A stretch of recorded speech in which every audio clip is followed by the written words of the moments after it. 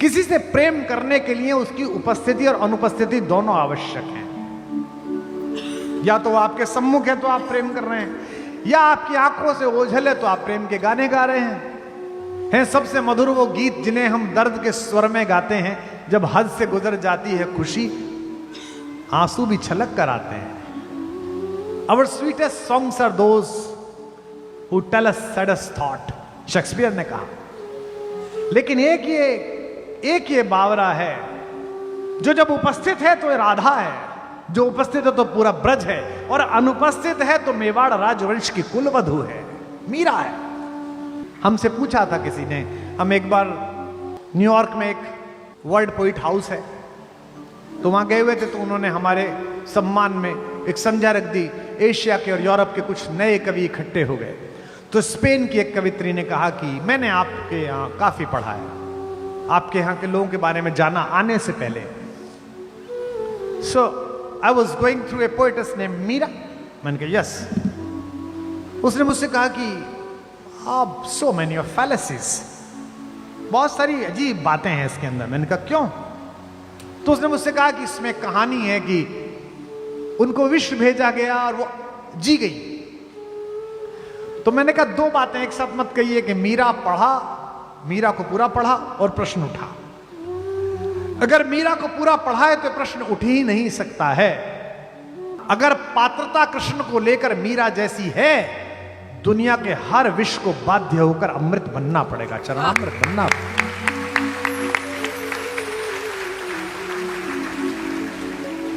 कैसा? ये तो अभी की बात है, ये तो कुछ शताब्दियों पहले की बात है कि वो बात कर रही है विग्रह से, अंदर से आवाज आ रही है। ननद ने आकर कहा कि भाभी वस्त्र बदल रही थी, अंदर से किसी पुरुष की आवाज आई कि तुम यहां बैठो काना, अब मेरी ससुराल है, उधम मत करना, कहीं जाना मत। वो तो अपना घर था, सब संभाल लेती थी, पकड़ लाती। ये पराये लोग हैं, राणा वंश है, पृथ्वी का सबसे शक्तिशाली और सबसे पुराना डीएनए है। बाहर वो आवाज सुन रही, उसने कहा भाभी किसी से बात कर रही। कुंवर भोजराज को कहा गया, तो बाकी राजमाताओं को कहा गया, तो कक्ष की तलाशी हुई, कहीं कुछ नहीं निकला, क्योंकि यह तो कोई सोच ही नहीं सकता था कि यह विग्रह भी बात कर रहा हो। क्योंकि जो तलाशी लेने वाले थे उन्हें कृष्ण में वह भरोसा नहीं था जो मीरा को भरोसा था कि यह बात करता है। आप बात करके देखिए, बात करते हैं। हमारे पिताजी 87 वर्ष में पेड़ पौधों से बात करते हैं। प्रोफेसर आदमी है, पीएचडी है, विद्वान आदमी है, लेकिन वो बहुएं चाय लेके पहुंचती हैं, महाराज जी खुरपा लेके लगे रहते हैं। सुबह माली आता है, फिर भी खुद ही लगे रहते हैं। और पौधे के नीचे एक पौधा निकल आया, 4 दिन बाद लौटे, उससे बात कर रहे, ओहो श्रीमान जी आप यहां आ गए, अब आपके लिए तो अलग फ्लैट देना पड़ेगा। देखते हैं कोई छोटा मोटा सा जुगाड़। वो बहू पीछे करी, पापा चाय, पापा चाय। तीसरी बार मैं पापा, हाँ बेटा लाओ। तो मेरे से एक ने कहा कि ये पापा को कुछ हो गया है कि पौधे से बात करते हैं। मैंने कहा महत्वपूर्ण बात ये नहीं है कि वो पौधे से बात करते हैं, महत्वपूर्ण बात यह है कि पौधा सुनता है, वो सुन रहा है। तो पत्थर सुनता है, पाहन सुनता है, अगर उसमें कन्हैया आरोपित है। अमूर्त को मूर्ति में प्रस्थापित करने की जो भारतीय कला है, भक्ति की कला है, इसका विश्वविद्यालय है ब्रज।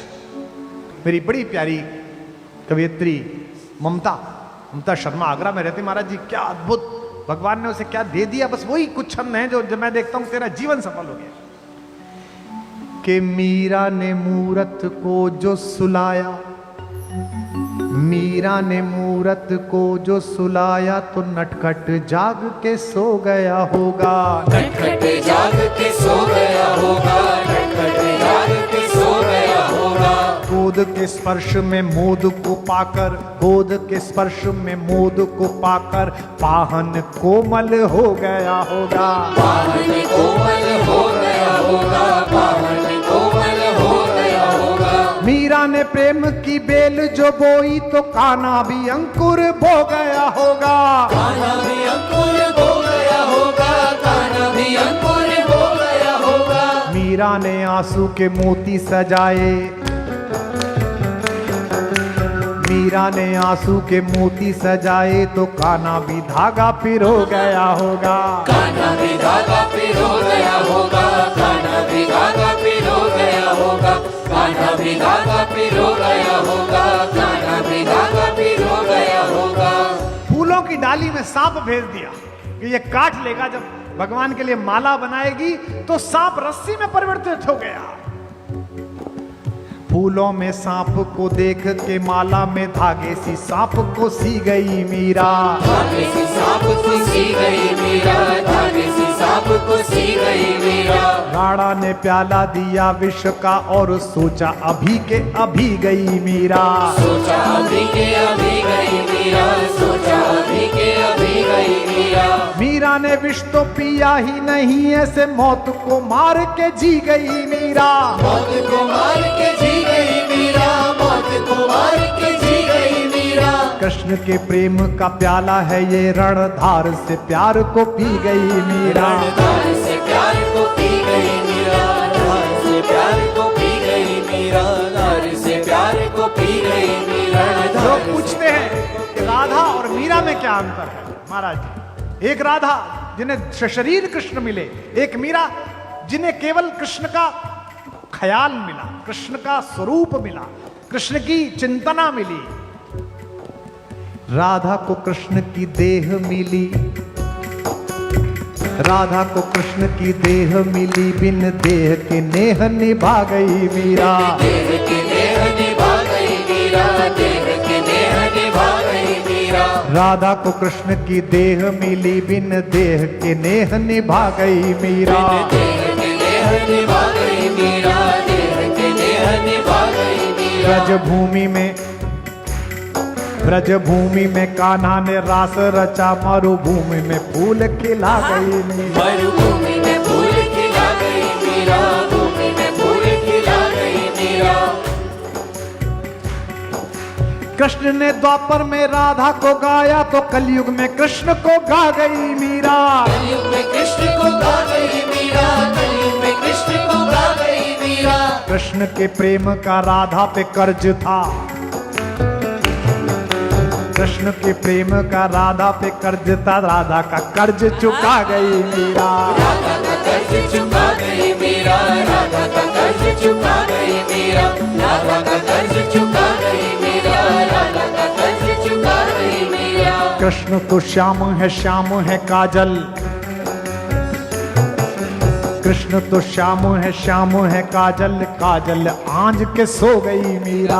काजल आज के सो गई मीरा, काजल आज के सो गई मीरा।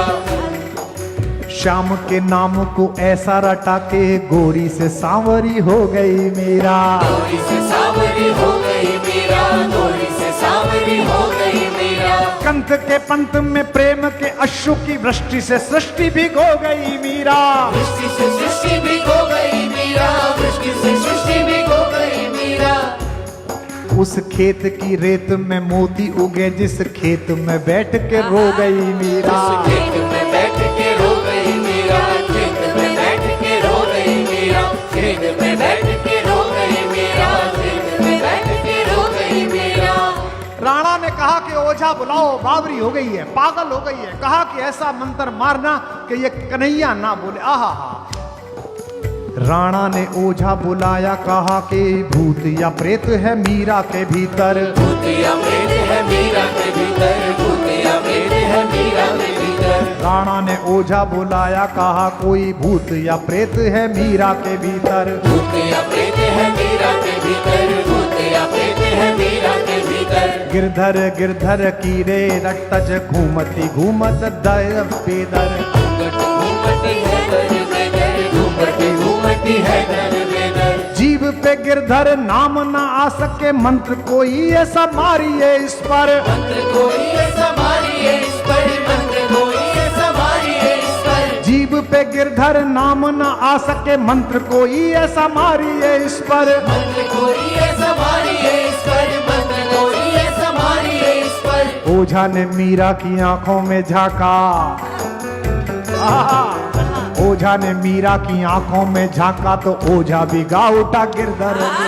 ओझा भी गा उठा गिरधर गिरधर, ओझा भी गा उठा गिरधर ओझा भिगा उठा गिरधर गिरधर, ओझा भिगा उठा गिरधर गिरधर। ओझा ने मीरा की आंखों में झांका तो ओझा भिगा उठा गिरधर गिरधर। ओझा भिगा उठा गिरधर गिरधर, ओझा भिगा उठा गिरधर गिरधर। बांध के घुंघरू जो नाची तो नाची के नाच को नाच नचा गई मीरा। नाच को नाच नचा गई मीरा, नाच को नाच नचा गई मीरा। श्याम की मोहनी मूरत देख के मूरत में ही समा गई मीरा। मूरत में ही समा गई मीरा, मूरत में ही समा गई मीरा। पीर में नैनों के नीर बहा वसुधा पे सुधा बरसा गई मीरा। सुधा बरसा गई मीरा, सुधा बरसा गई मीरा। प्रेम के गीत क्या गाए कोई महाराज जी, प्रेम के गीत क्या गाए कोई, अब गाना था जो सब गा गई मीरा। गाना था जो सब गा गई मीरा, गाना था जो सब गा गई मीरा, गाना था जो सब गा गई मीरा, गाना था जो सब गा गई मीरा। बोल मीरा महारानी की। जिस कृष्ण की एक दृष्टि इस नवयुग को मीरा दे सकती हो, उस कृष्ण की दृष्टि आपको क्या दे सकती है। मैं पितामह भीष्म का भगवान श्री कृष्ण की अग्र पूजा का प्रस्ताव पढ़ रहा था। उससे पता चलता है कि समकालीन समय में भी कृष्ण की भगवत्ता के विषय में भीष्म जैसे महाज्ञानी और प्रौढ़ व्यक्ति की क्या धारणा है। उससे पता चलता है कि उस समय की डिफेंस स्टडीज में कृष्ण कितना बड़े नाम थे। उससे पता चलता है कि अगर कृष्ण हैं तो जहां कृष्ण है वहां विजय होगी, ये तय है, क्योंकि वो उनको जानते थे। सुदामा के साथ जो उनका संवाद है, सुदामा अगर ना होता कृष्ण में, कृष्ण की कथा में, तो कृष्ण के एक पक्ष से हम अपरिचित रह जाते। शोहरत, पैसा, ताकत अक्सर मनुष्य को जिस स्तर पर पहुंचा देती है, वहां अर्थ इतना अधिक आंखों में चढ़ जाता है कि रस दृष्टि मलिन हो जाती है। और इसका बड़ा नुकसान इतिहास में अलग अलग जगह हुआ है। आपको भी हुआ होगा, मुझे भी हुआ है, सबको होता है इसका। लेकिन दोस्त ना मिल सकें वो शोहरतो सामा ना हो, दोस्त ना मिल सकें वो शोहरतो सामा ना हो। द्वारिका क्या है जहां कोई सुदामा ना हो।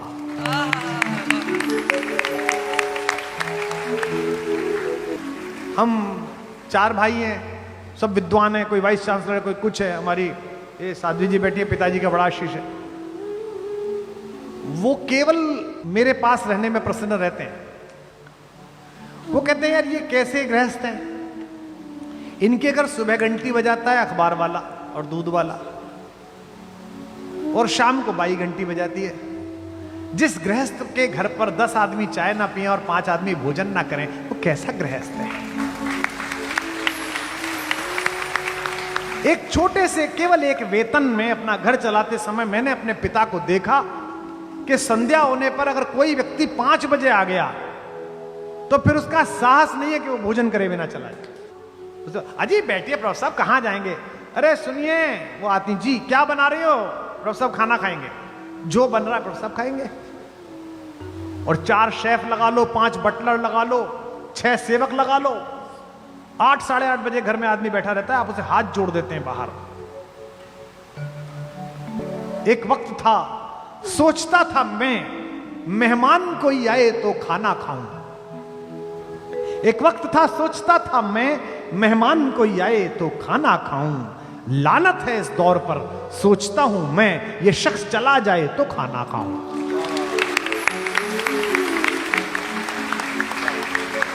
सुदामा प्रतीक शास्त्र है, सुदामा कहानी नहीं है। सुदामा द्वारिकाधीश के द्वार का प्रतीक शास्त्र है। मांगने वाला सुदामा जैसा हो जो इतनी लंबी यात्रा करने के बाद मांग ना सके। औरन को धन चाहिए बावरी, बामन को धन केवल भिक्षा। और वो भी कहता है कि कौंदो सवा जरूरतो भरी पेट तो चाहत ना दधी दूध मिठौती। अगर कौंदो भी मिल जाता, मिलट क्या कहते हैं प्रधानमंत्री जी, श्री अन्न। अब तो श्री अन्न हो गया, पहले तो कुछ भी नहीं था वो कौंदो। अगर वो भी मिल जाता तो मैं तुम्हें ना भेजती। लेकिन जब पत्नी ने बहुत ही कहा, द्वारिका जाहू जी 8 धाम यही झकते रहे, कहते यही झक मारती रहती, चल उठे। लेकिन द्वार पर पहुंच गया तो बोला नहीं पंडित, उसके मुंह से निकला नहीं।